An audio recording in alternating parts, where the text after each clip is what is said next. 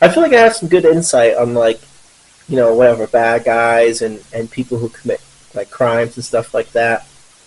Because I don't know, I feel like a lot of people like, I feel like a lot of people, I don't know, I feel like a lot of people, I wouldn't say, well, I'll just say, it feels like a lot of people maybe struggle with like why the bad guy does what he does or something like that. You kind of get what I mean or no? Yeah, no, I understand. Like, I don't think the question is, I don't know. I just like, how would you break it down? Like, Yeah. why do you think a bad guy does bad things? Yeah, I feel like I can break it down really simply. It's one of two things. Or very good. They don't know or understand that what they're doing is bad. Or No! Or No! It's not excitement. that. It's got to be the excitement. Whenever you get away with, like, I know you and I aren't like this, but whenever you get away with cheating on somebody, and then continue to do it until you get caught. So here, I'm gonna break it down. A whole bunch of endorphins you're doing. Well, you're right, but I'm gonna break it down how I think of it, and yeah, like I said, I feel like I have good insights. So I feel like I'm gonna be right. So I'm pretty sure bad people. Well, one obviously, right? They have this desire or whatever. So I feel like they just spend a majority of their life and time suppressing this desire. Right. And then I feel like it all has to do with the environment. When that opportunity presents itself, Yep.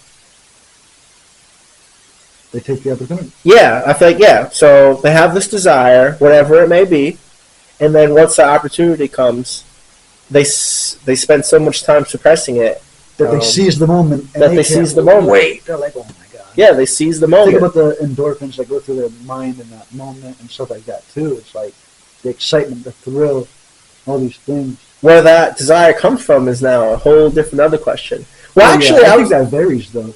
Well, It could vary upon the client. Well, I was talking to this with one of my friends, and he made a really good point. Because, like I said, apparently I'm not a really out-the-box thinker. And this guy apparently is pretty good at thinking outside the box. So he was kind of saying, basically, that...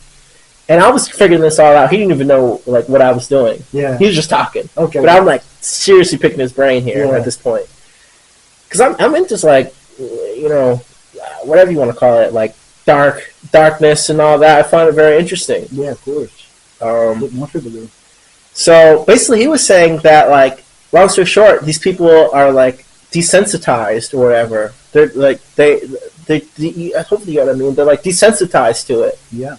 Like, I mean, watching like gore on the internet and stuff like that. Sure. Watch it, 8 hours every day of the week.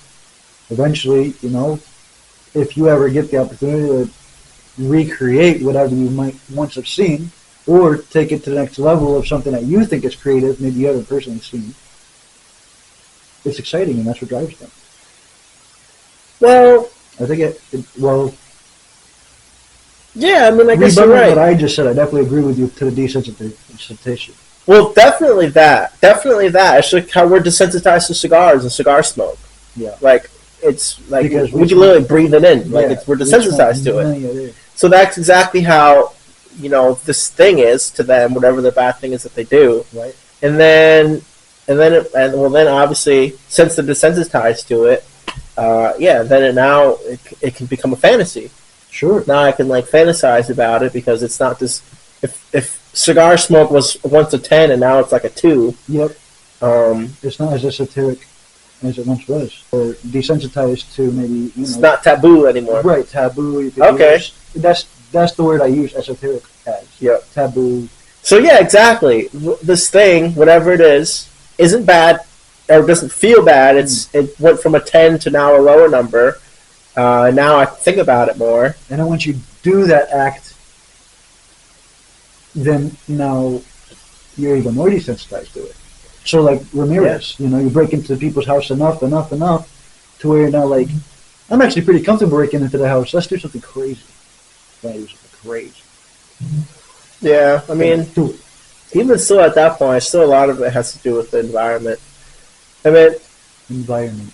Well, yeah, sure. Because most of these people are weak, dude. Yeah, I was going to say. They're going out hunting and finding these opportunities. No. Generally speaking. Some do. I mean, Not even still though. Like they still have to find a weak little lamb in the right environment. Oh, sure, yeah.